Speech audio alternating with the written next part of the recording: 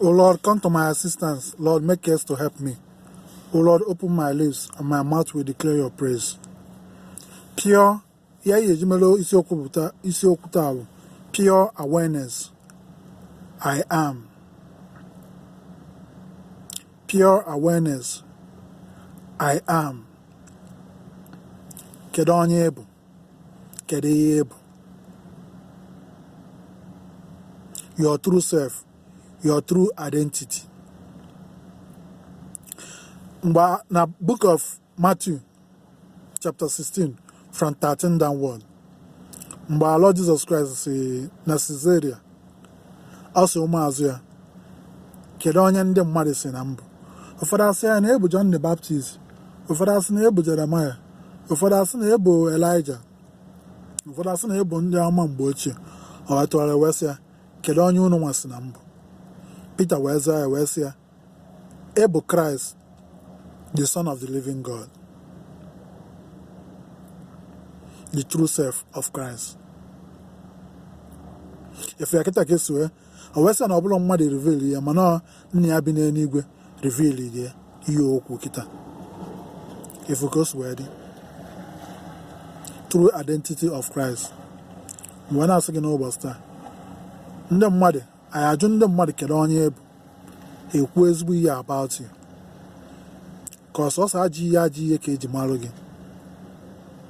Asị na onye a bụ ogbu mmadụ, na onye a na-esesa okwu, na onye a na-anụsa ọgụ, na onye a na-ezu ndị mmadụ ori, onye eji marụ gị.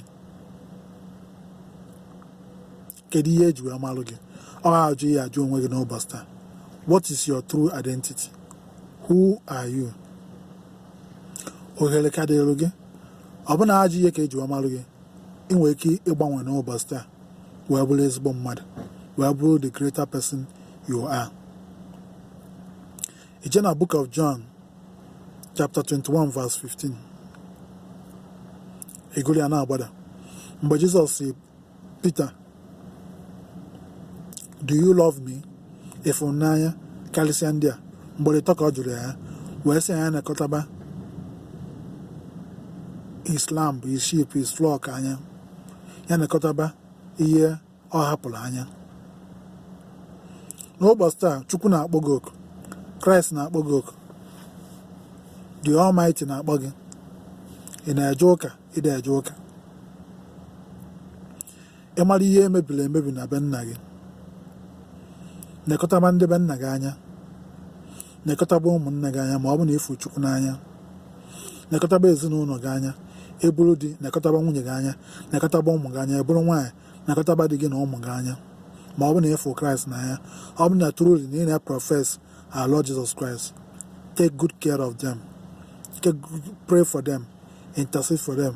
Ndị omenala nekọtaba nụ ndị ụka anya. Ndị ụka nekọtaba nụ ndị omenala anya. Na-ekpere na onye ọbụla ekpere ka ọ dịrị nwoke na mma, dịrị nwaanyị na mma. Ka ọ ghara ịbụzi sọsọ ka ajọ ihe ma onye a, ma ọ ka ajọ ihe ma onye nke ọzọ.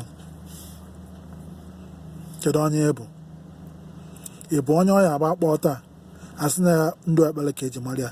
Ka ị bụ onye ọya agba kpọọ taa, asị na ajọ ihe ka eji mara ya? Ya na ekpere n'ụbọchị taa, and your true self will come out. You are superior over bad things. You are superior over evil. You are superior over all kinds of evil. Able superior over ihe niile, over demons. So ha ncha niile nọ under you. Don't let them rule you. Ekwesịna ka ajọ ihe na-achị gị, ma ihe niile dị iche iche adịrọ mma na-achị gị, kama ka ọ bụrụ ezigbo ihe ya achịba gị n'ụbọchị taa. Your true self, pure awareness, I am. Your true identity. Who are you?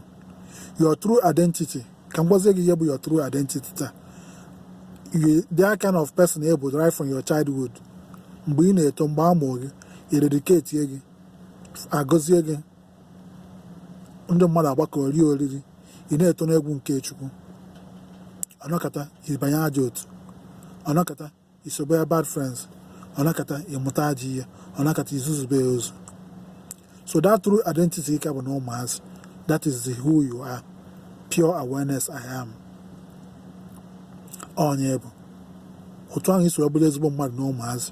You can still bring it back now as an adult. bụrụkwa ezigbo mmadụ. Gị na mmadụ mee ihe echezona ka i rie gị, gị na mmadụ mee biznes achọzona ka i buo wayo, na-agwa mmadụ ibe gị eziokwu ka ọ dịrị nwoke na mma dịrị nwaanyị na mma, na-ekpere onye ọbụla ekpere, na-agọzi onye ọbụla, na-abụzina na ka onye anwụọ ma ọ ka onye anwụọ ma ọ ka ajị ihe ma ọ ka ajị ihe ma onye nke ọzọ. Your true self ọ ihe ahụ ịbụ na ụmụazị gị ka ị na-eto iji bụrụ ezigbo mmadụ. That altar server ịbụ mgbe ị na-eto bụrụ ezigbo mmadụ. That nwa brokers ịbụ ka ị na-eto bụrụ ezigbo mmadụ.